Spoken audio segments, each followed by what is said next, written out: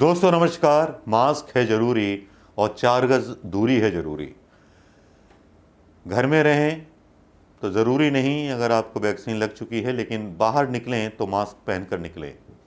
और मुस्लिम भाइयों से मेरी हाथ जोड़ करके इंतजा है कि अगर ख़रीदारी करने निकलें रात को तो कम से कम मास्क पहन कर निकलें। आप ये मौका ना दें लोगों को कहने का, जो संघ कोशिश कर रहा है ये साबित करने की कि मुसलमान लोग रात को भारी मात्रा में बाहर निकल रहे हैं बिना मास्क के। इस तरह की अफवाहें उत्तर प्रदेश के अंदर चल रही हैं। तो अगर मेरा संदेश पहुंचा हो आप तक तो मास्क ज़रूर पहने, संघियों को अफवाह फैलाने का अवसर ना दें। अब इस मास्क को उतारने के बाद मैं अपनी खबर पर आता हूँ, ठीक है दोस्तों। मैं मनोज कुमार शर्मा, अस्सलाम वालेकुम, रोज़ा मुबारक आपको और सत श्री अकाल उन सारे सरदार भाइयों को, उन सारे सिख भाइयों को जो खुल करके मदद कर रहे हैं। सरकार जैसे नपुंसक बन गई है, लेकिन सरकार नपुंसक बन गई है। इस बीच मुझे याद आया कि प्रधानमंत्री मोदी जी का जो एक जलवा था वो कम होता चला जा रहा है। और इतना जलवा कम होता चला जा रहा है कि जिसके बारे में गोदी मीडिया सच्चाई बताने से डर रहा है। लेकिन गोदी मीडिया सच्चाई बताने से डर रहा हो, लेकिन हमें तो डर थोड़ा ही है। सच्चाई तो सच्चाई है, वो सच्चाई सामने लेके आना इसलिए भी ज़रूरी है क्योंकि हिंदुस्तान के उन लोगों को राहत मिलना भी बहुत ज़रूरी है जो रिश्तेदार हैं शमशान में जली हुई लाशों के, जो रिश्तेदार हैं, बाप बेटे हैं या भाई हैं जो कब्रिस्तान में दफना दिए गए। तो ये ज़रूरी है कि मोदी जी का वो चरित्र जिस पर आज उत्तर प्रदेश और पूरे देश में सवाल उठ रहे हैं, मोदी जी के उस एक फैसले पर जिस फैसले ने हिंदुस्तान को कोरोना की चपेट में ला करके तबाह बर्बाद कर दिया। इसी तबाह बर्बादी के दौर में मैं आपको खबर देना चाहूंगा दोस्तों जी, खुश होने वाली खबर है कि मोदी जी का पतन शुरू हो गया है। ऐसे 3-4 एपिसोड होंगे, क्योंकि ये पहला एपिसोड है तो पहले एपिसोड से शुरू करते हैं। आप सोच रहे होंगे क्या कारण है, ऐसा क्या हुआ, प्रधानमंत्री मोदी का दमन होना शुरू क्यों हो गया, किस लिए, जिसकी इतनी ताकत थी, विश्व गुरु था, विदेशों में इतनी पहचान थी, क्यों हुआ? क्योंकि मोदी जी के सलाहकार ही कुछ ऐसे थे जिन्होंने उनका पतन करने में कसर नहीं छोड़ी। चुनाव आयोग हो या कोर्ट हो, ऐसे ही लोग जिनके बल पर वो सत्ता को हाँकने का गुमान देख रहे थे, उस गुमान ने उनके मुकुट को इतनी बड़ी ठोकर मारी है कि शायद वो मुकुट उनके सर से निकल करके कीचड़ में गिर चुका है। उस कीचड़ में, जिस कीचड़ में लिपटी हुई हैं वो लाशें करुणा से मरी हुई, उन राखों की, चिताओं की राखों की वो एक गाद जो उस कीचड़ में मिली हुई है, कीचड़ से उठने वाली वो बदबू जो शमशान घाटों में व्यायाप थे, वो अजले शब्दों की बास जो शमशान घाटों में जाकर के महसूस कर सकते हो, उसी तरह की बास प्रधानमंत्री मोदी की सत्ता से आने लगी है। नजर आती है, दिखाई भी देती है। अब आप सोच रहे होंगे ये इतने बड़े बड़े साहित्यिक शब्द आपने बोल दिए, लेकिन सबूत तो कुछ ना दिया। चलिए पहला सबूत देता हूं।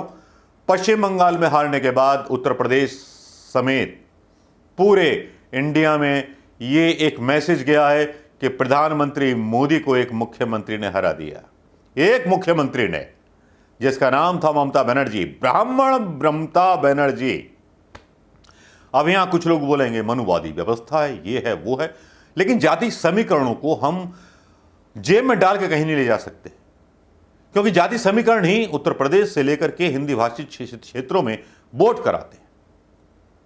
तो इसी वजह से प्रधानमंत्री मोदी का जो एक विराट रूप था, ममता बनर्जी की एक टूटी टांग ने और व्हील चेयर ने तोड़ करके बखेड़ दिया है, जिसका प्रभाव आज देखने को मिला। आज वो प्रभाव देखने को मिला कि जो प्रधानमंत्री मोदी जी कभी अपनी चुनाव प्रचार सभाओं में असम की कहते थे, असम का मुख्यमंत्री कौन? सोनेवाल, सोनेवाल, सोनेवाल। आज हेमंत बिश्व शर्मा मुख्यमंत्री दबाव में आकर बनाने पड़े, उनको मुख्यमंत्री घोषित करना पड़ा, क्योंकि उन्होंने सही समय पर भारतीय जनता पार्टी की सरकार को गिरने से बचाया था। हेमंत बिश्व शर्मा ने इतने कद्दावर लीडर बन गए, पुराने कांग्रेसी हेमंत बिश्व शर्मा। वो हालांकि एक अलग चीज हो सकती है कि गोगोई परिवार का कब्जा रहा कांग्रेस के असम की राजनीति में, जिसके प्रभाव को गांधी परिवार नजरअंदाज नहीं कर सकता था। इसीलिए हेमंत बिस्व शर्मा जैसे यूथ लीडर्स को प्राथमिकता नहीं मिल पाई। कांग्रेस की यही बीमारी है, शायद इसी बीमारी से जूझ रही है और पता नहीं कब इस बीमारी से निजात मिलेगी। अब इस बीमारी से निजात पाना चाहते हैं तो G23 के ग्रुप सामने आ जाते हैं। चलिए खैर, कांग्रेस के ऊपर एक नया एपिसोड भी हो सकता है, लेकिन अभी तो मोदी जी की बात चल रही है कि मोदी जी का पतन क्यों हो रहा है, मोदी जी की मतलब इंसल्ट क्यों हो गई। मोदी जी की इंसल्ट इसलिए हो गई कि वो कभी नहीं चाहते थे कि सोनेवाल के अलावा हेमंत बिस्व शर्मा को कमान सौंपी जाए, लेकिन आज दबाव में आ गए। बंगाल में हुई करारी हार का तमाचा उनकी पेशानी पर साफ दिखाई दे रहा था। पूरी भारतीय जनता पार्टी के चेहरे पर दिखाई दे रहा था कि उनके दोनों गाल लाल थे। आंखों में दिखाई दे रहा था कि ममता बनर्जी की खौफ से वो आंखें थोड़ी डरी और सहमी हुई थीं। ये तो ये हुआ। अब दूसरा कारण सबसे बड़ा है कि अमित मालवीय की एक पोस्ट आती है। अमित मालवीय का नाम तो आपने सुना ही होगा, जानते ही होंगे इस व्यक्ति को। यह व्यक्ति अपनी पोस्ट में लिखता है कि मोदी जी चुप क्यों हैं।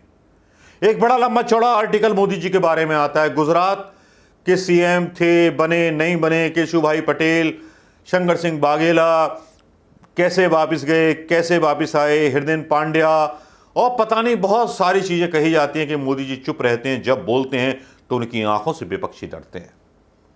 तो एक तरह से मुझे लगा अमित मालवीय की उस पोस्ट से कि मोदी जी ने हार मान ली है, क्योंकि उत्तर प्रदेश के अंदर भाजपा विधायकों का कोरोना काल का शिकार हो जाना, कोरोना से मारे जाना, संतोष गंगवार की चिट्ठी, कई मंत्रियों की चिट्ठी, बिहार में प्रधानमंत्री मोदी जी की बेइज्जती राजीव प्रताप रूडी के द्वारा हो जाना, बिहार में वो पोल खुल जाना जिसमें एम्बुलेंस खड़ी हुई थी।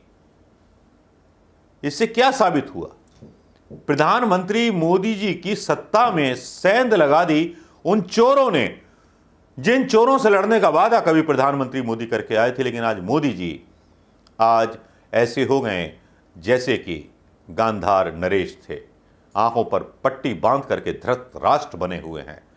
क्यों? कि मजबूरी है, जनाधार खो चुके हैं, अपनी जो एक क्रीमी लेयर थी, एक आकर्षण था चुंबकीय, वो खो चुके हैं, इसलिए चुप है।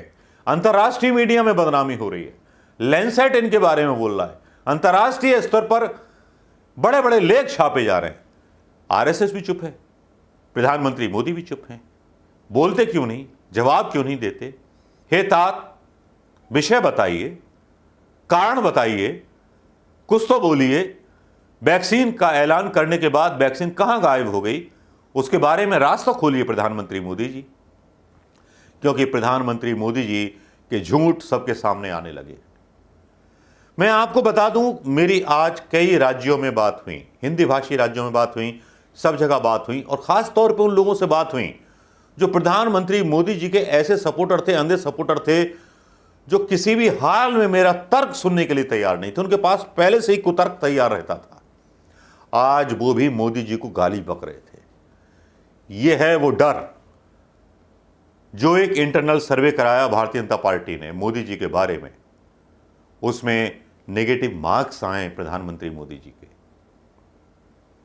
साफ पता चल रहा है कि मोदी जी का जो एक जादू था वो टूट रहा है, और मोदी जी का जादू केवल इसलिए टूट रहा कि उनकी गलतियां हुई।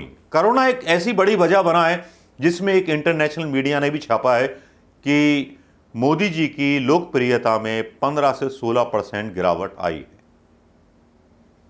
अब इसको आप मान सकते हैं कि अगर गिरावट आई है उनकी लोकप्रियता में 15 से 16%, उनका वोट फीसद अगर कोई गोदी मीडिया कैलकुलेट कर सके तो बता दे, क्योंकि ये तो मानना पड़ेगा कि प्रधानमंत्री मोदी जी अपनी बेकार की नीतियों से और बेकार के फैसलों से विवादास्पद बन गए, अंतर्राष्ट्रीय भी बन गए और देश में भी बन गए, अपने समर्थकों के भी बन गए, उन लोगों के भी बन गए जिनके लोग शमशान में शहीद हो गए कोरोना के नाम पर। कोरोना के बारे में डिसमैनेजमेंट, ये दूसरा गुस्सा था उन लोगों का। उनका कहना था कि साहब ऑक्सीजन इतनी आ रही है, सब कुछ आ रहा है, ब्लैकमेल कर रहे हैं, भाजपा के लोग ही निकल रहे हैं ब्लैकमेल करने वाले। तो मोदी जी इन पर कंट्रोल क्यों नहीं कर पाए, जबकि इन्होंने बोला था कि भ्रष्टाचार नहीं होने दूंगा, ना खाऊंगा ना खाने दूंगा। खाने वाले रूडी जैसे लोग भी खा रहे हैं, सारे लोग तो खा रहे हैं, किसको आपने रोक लिया? CID, IED, IB का ये मतलब नहीं होता कि आप चुनाव प्रचार में उसको लगाएं। कभी अपने नेताओं के खिलाफ भी छापे डलवाइए, देखिए वो कितना भ्रष्टाचार कर रहे हैं। एक तरफा आप कार्रवाई करवा देते हैं प्रधानमंत्री मोदी जी, तो आप शक के दायरे में आ जाते हैं, आपकी ईमानदारी भी शक के दायरे में आ जाती है।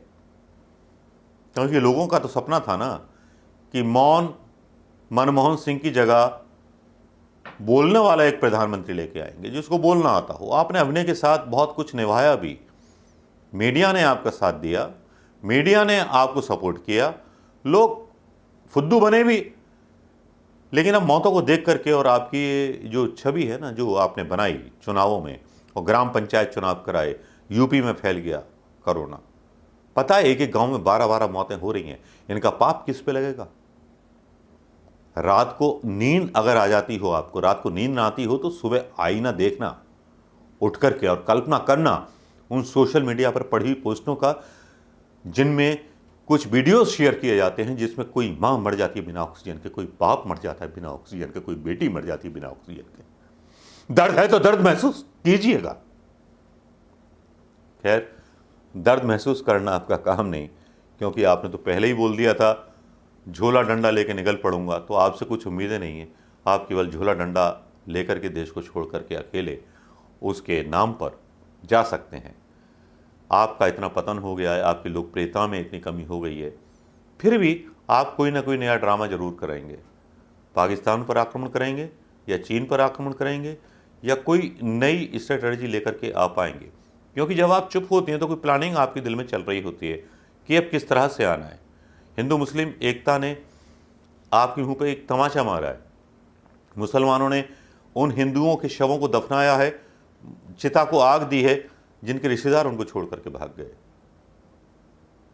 वाकई में आपकी सबसे बड़ी राजनीतिक हार हुई है प्रधानमंत्री मोदी जी। आप माने या ना माने, लेकिन बंगाल चुनाव हारने के बाद आपके कंधे झुक गए।